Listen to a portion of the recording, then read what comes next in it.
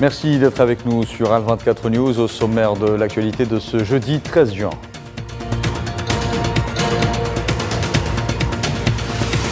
Le président algérien Abdelmadjid Tebboune à pied d'œuvre à Bari, en Italie, pour participer au sommet du G7 où il reçoit son homologue français Emmanuel Macron.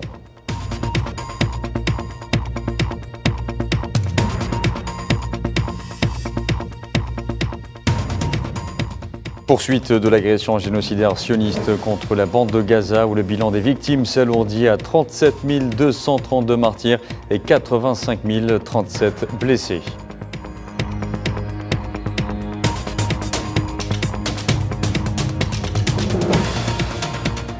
Énergie, signature à Alger d'un mémorandum d'entente entre le groupe Sonatrach et la société américaine Chevron en vue de développer les ressources en hydrocarbures au niveau des bassins d'Arnet et de Berkine.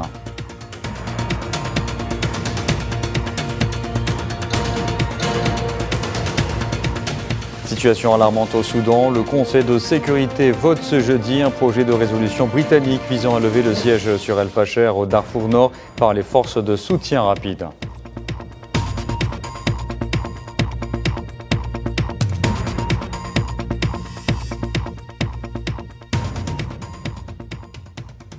Bonsoir à tous. Le président algérien Abdelmadjid Tebboune est arrivé cet après-midi à Bari, en Italie, pour participer au sommet du G7 qui se tient du 13 au 15 juin. La participation du président algérien à ce sommet intervient à l'invitation de la présidente du Conseil italien, Giorgia Meloni.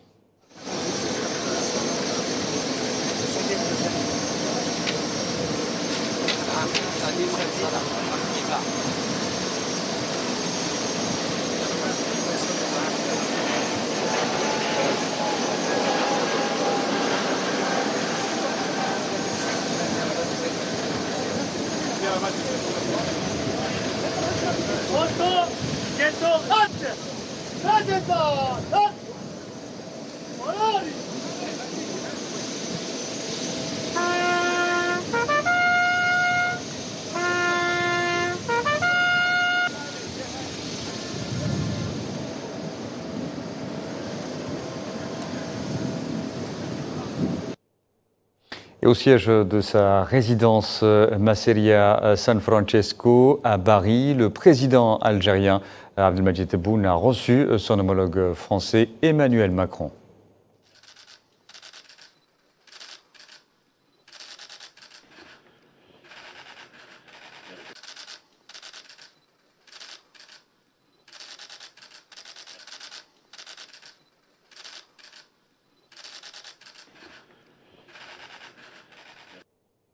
Voilà, et restez avec nous, l'actualité se poursuit. Et tout de suite, notre dossier consacré à l'agression génocidaire sioniste dans la bande de Gaza.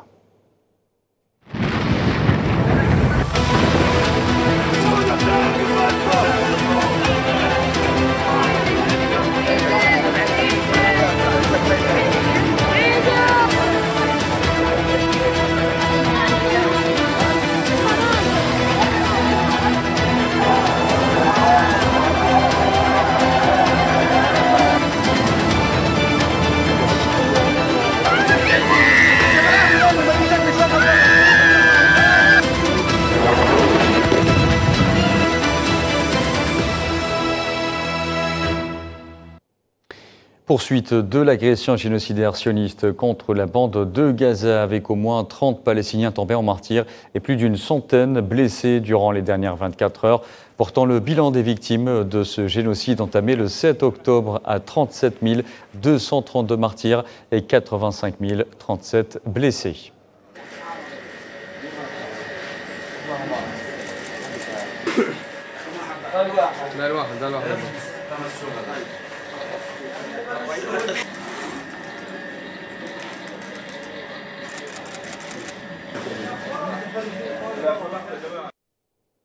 Et à l'ouest de la ville de Gaza, un drone des forces de l'occupation sioniste a bombardé un rassemblement de citoyens dans la rue Al-Rachid, près du port de Gaza, faisant un martyr et 2 blessés. Auparavant, l'artillerie de l'occupation avait bombardé la rue Al-Sika dans le quartier d'Al-Zaytoun, au sud-est de la ville de Gaza.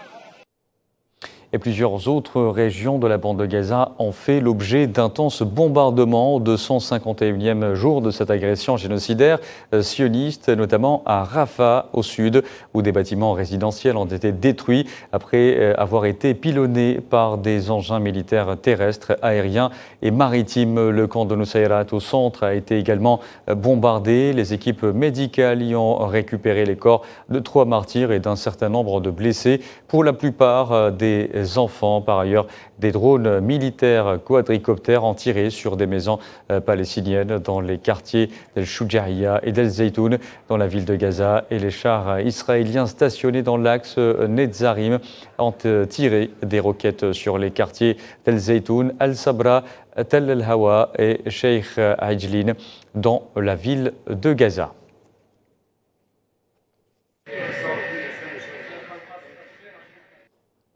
Et des centaines de milliers de familles ont perdu leur pied-à-terre après 8 mois de bombardements incessants, harassés par des déplacements multiples. Des familles comme celle d'El Kahlout de Beit Lahia ont choisi de revenir à la case départ et d'ériger des tentes de fortune sur ce qui reste de leur maison. Souhila Kilal. À la voir arroser ses plantes, on pourrait croire que Naïl est au milieu de son jardin, et pourtant il n'en est rien. C'est sur les ruines de leur maison que les membres de la famille Kahlout ont érigé une tente en plein cœur de leur quartier, complètement détruit par les bombardements sionistes à Beit Lahia. Après avoir fui les violences, cette famille a décidé de revenir chez elle et d'y rester.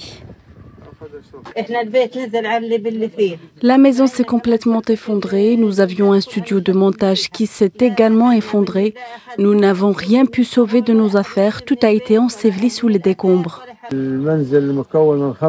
La maison comptait 5 étages, incluant le studio. Tout s'est effondré. Nous avons fui, mais nous sommes revenus. Nous ne pouvions vivre ailleurs. Nous avons installé une tente sur les décombres de notre maison. 5 familles vivent sous cette tente. Tenter de survivre dans des conditions spartiates, s'adapter à une situation imposée par une guerre génocidaire. Cuisiner, manger, plier son linge, la famille Kahlout tente de se reconstruire en demeurant attachée aux vestiges de ce que fut jadis sa maison. Des décombres qui renferment des années de souvenirs réduits en poussière par un obus sioniste. Nous restons dans cette tente parce que c'est notre maison que nous pouvons abandonner. Elle contient nos rêves et nos souvenirs. Mon fils y a été tué. J'ai gardé de bons souvenirs dans cette maison. On essaie de guérir nos blessures.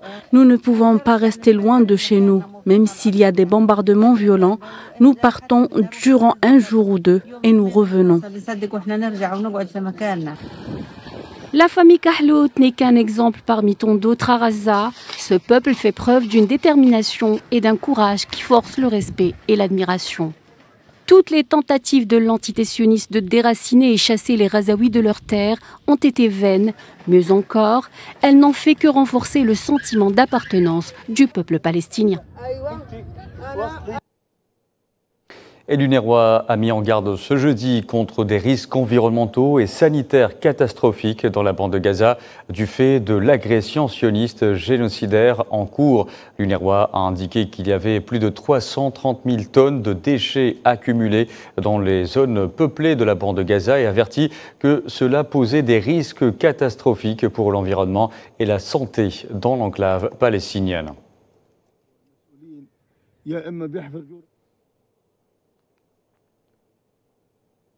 Situation tout aussi alarmante en Cisjordanie occupée où les forces de l'occupation sioniste poursuivent leur incursion à l'aide de blindés et d'engins militaires de tout type dans la ville de Jenin et son camp de réfugiés déclaré désormais zone militaire fermée par l'entité sioniste. Les troupes sionistes y mènent une importante vague d'arrestations et d'agressions détruisant résidences et commerces des citoyens palestiniens.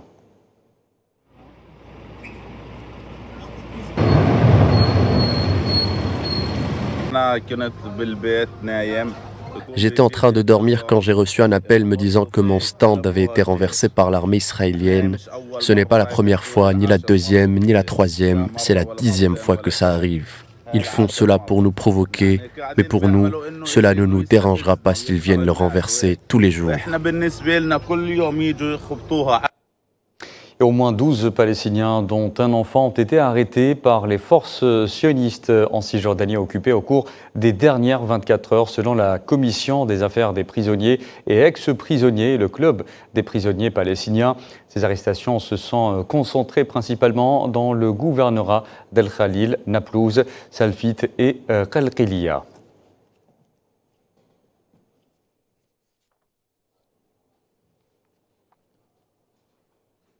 Et sur le plan politique et diplomatique, la proposition américaine de cesser le feu n'est toujours pas entérinée. Le mouvement Hamas a exhorté les États-Unis de faire pression sur l'occupant israélien pour obtenir un cessez-le-feu permanent. Le mouvement palestinien exige notamment le retrait complet des troupes israéliennes de la bande de Gaza.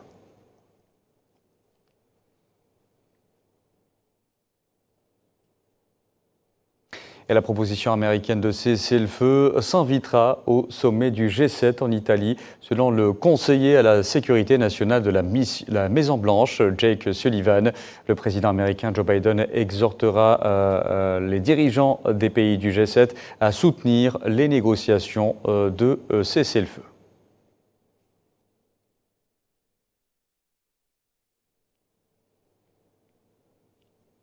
Et le chef du comité national olympique palestinien, Djibril Rajoub, a souhaité que les Jeux olympiques de Paris sensibilisent le monde à l'agression contre la bande de Gaza et à l'occupation de la Cisjordanie par l'entité sioniste.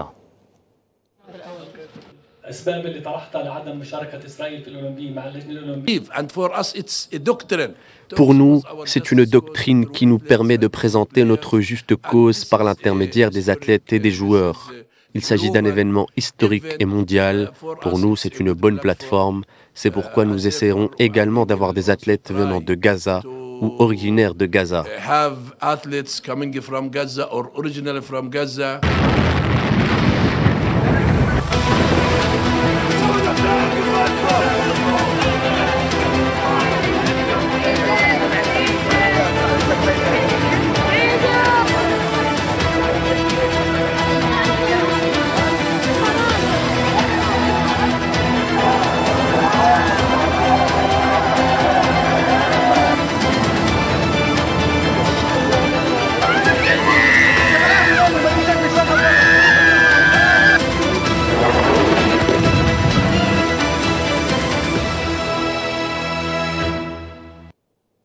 Je vous en parlais en titre, le groupe Sonatrach a signé ce jeudi à Alger un mémorandum d'entente avec la société américaine Chevron en vue de développer les ressources en hydrocarbures dans les zones d'intérêt commun identifiées, notamment au niveau des bassins d'Ahnet et de Berkine. Le point avec Safouane Ben Sabri. C'est un nouveau pas vers le renforcement de leur coopération que franchissent la compagnie algérienne Sonatrach et la compagnie américaine Chevron. Les deux groupes ont procédé aujourd'hui à la signature d'un protocole d'accord dans les locaux de la direction générale de Sonatrach. Le groupe Sonatrach était représenté par son président directeur général Rachid Hashishi. Pour Chevron, c'est la vice-présidente du département exploration internationale du géant américain, Liz Schwartz. Le protocole d'accord signé par les deux parties constituera une plateforme de discussion portant sur la possibilité de développement des ressources en hydrocarbures des zones identifiées, notamment dans les bassins d'Ahnet et de Berkine.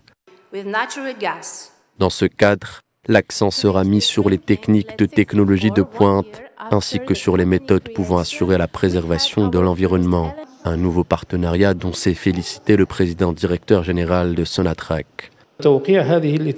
Cette signature permet d'entrevoir des horizons prometteurs de développement du domaine minier national et traduit notre ambition commune d'exploiter de manière responsable et durable les ressources en hydrocarbures de notre pays. De son côté, la vice-présidente du département exploration internationale de Chevron, Madame Liz Schwartz, a rappelé la qualité du système pétrolier algérien. L'Algérie possède un système pétrolier de classe mondiale avec un potentiel de ressources pétrolières et gazières significatives. Compte tenu des capacités reconnues de Chevron et son expérience avérée dans le développement de toute forme de pétrole et de gaz. Nous sommes enthousiastes quant au potentiel de synergie et de partenariat que nous pouvons créer avec Sonatrach. Un partenariat qui ouvre donc la voie à de nouvelles possibilités, dont l'objectif reste le développement des ressources en hydrocarbures en Algérie.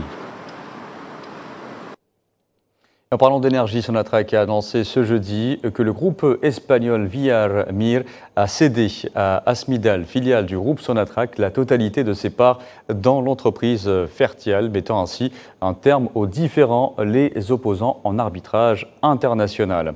Je vous en parlais également en titre et face à l'escalade au Soudan, le Conseil de sécurité doit voter ce jeudi un projet de résolution britannique visant à lever le siège sur El Fasher au Darfour Nord par les forces de soutien rapide. Le texte appelle à la cessation immédiate des combats, à la fin de l'escalade dans et autour de la ville et au retrait de tous les combattants qui menacent la sûreté et la sécurité des civils. Il exhorte également les États à s'abstenir d'intervenir de manière à alimenter le conflit et l'instabilité et à soutenir plutôt les efforts visant à parvenir à une paix durable au Soudan.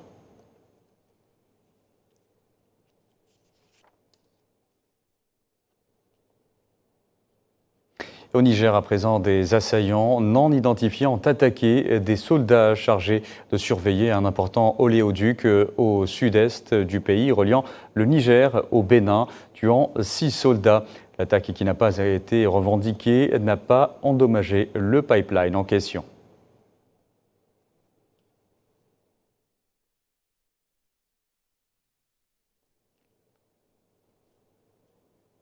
Le monde comptait un nombre record de 120 millions de déplacés de force à la fin avril, un nombre qui ne cesse d'augmenter selon le Haut Commissariat pour les réfugiés, le HCR, dans son rapport annuel rendu public ce jeudi, soulignant que les guerres à Gaza, au Soudan et au Myanmar avaient fortement contribué à augmenter le cortège des gens forcés de fuir leur lieu de résidence depuis plus d'un an.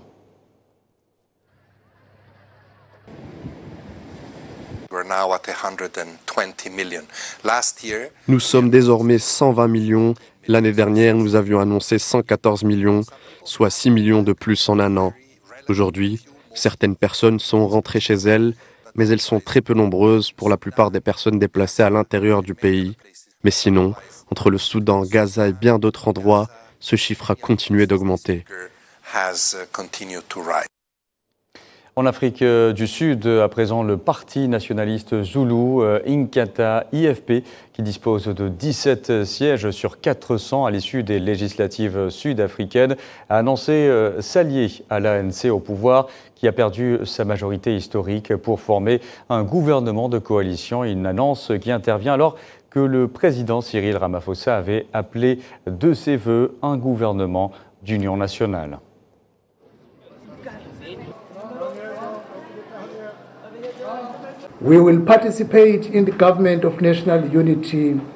Nous participerons au gouvernement d'unité nationale dans l'intérêt de notre pays et de nos concitoyens qui veulent que la vie continue avec un gouvernement stable qui relèvera les défis auxquels ils sont confrontés. C'est la seule raison pour laquelle l'IFP soutient l'idée de la formation d'un gouvernement d'unité nationale et que nous rejoindrons le GNU.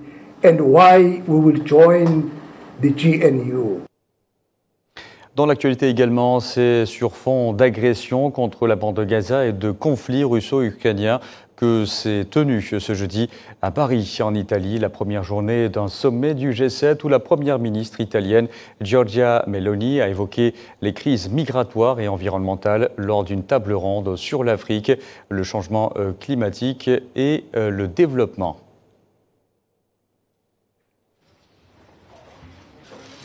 Il gruppo dei sette è la settima volta che l'Italia ha la responsabilità. C'est la 7e fois que l'Italie a la responsabilité de diriger ce forum qui fêtera ses 50 ans en 2025. Au cours de ces décennies, il a assumé un rôle irremplaçable dans la gestion des crises mondiales, en particulier celles qui mettent en péril nos libertés et nos démocraties. Pendant ce temps, et alors que le conflit en Ukraine se poursuit, les ministres de la Défense de l'OTAN se réunissaient à Bruxelles pour discuter de l'aide militaire à apporter à Kiev. Cette réunion précède également le sommet des chefs d'État et de gouvernement de l'OTAN qui se tiendra à Washington au mois de juillet.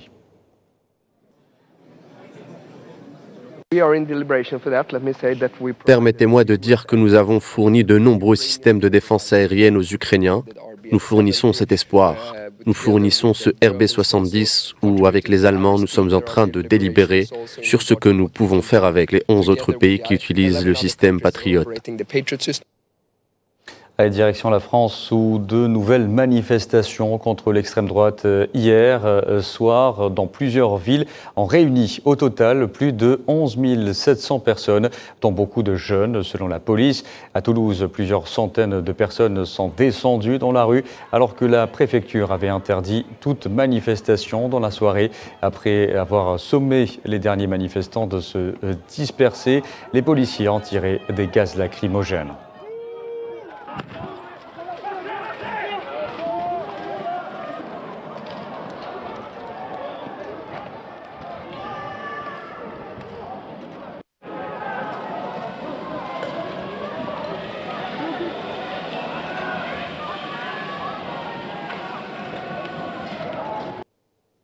La Chine a annoncé ce jeudi qu'elle se réservait le droit de porter plainte auprès de l'Organisation mondiale du commerce après l'annonce par l'Union européenne de surtaxes sur les véhicules électriques chinois allant jusqu'à 38% de droits de douane supplémentaires.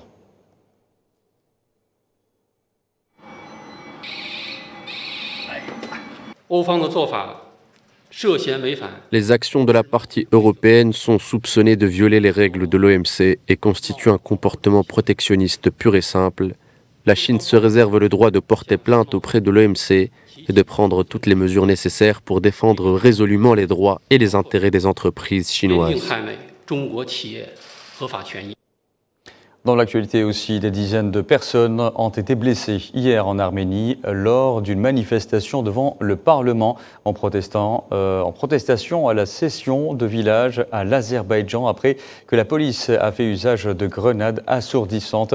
Le ministère de l'Intérieur de ce pays du Caucase a rapporté l'arrestation de 60 personnes sur les quelques milliers de manifestants présents pour avoir désobéi aux demandes légitimes de la police.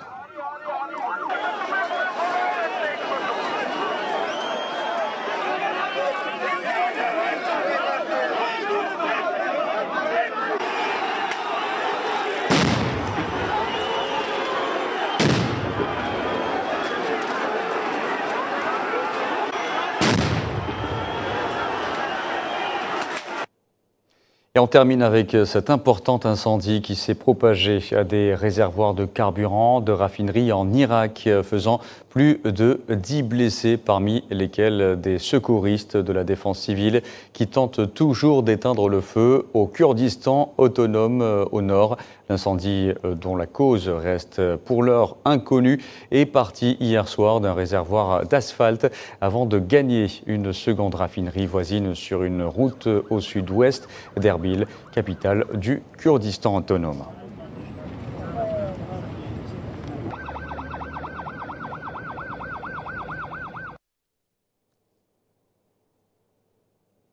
Voilà, et on arrive à la fin de ce journal. Merci à vous de l'avoir suivi. Vous pouvez revoir ce programme sur le site d'Al24 News ou à travers nos différentes plateformes en scannant le QR code qui s'affiche en bas de votre écran. Excellente soirée à tous.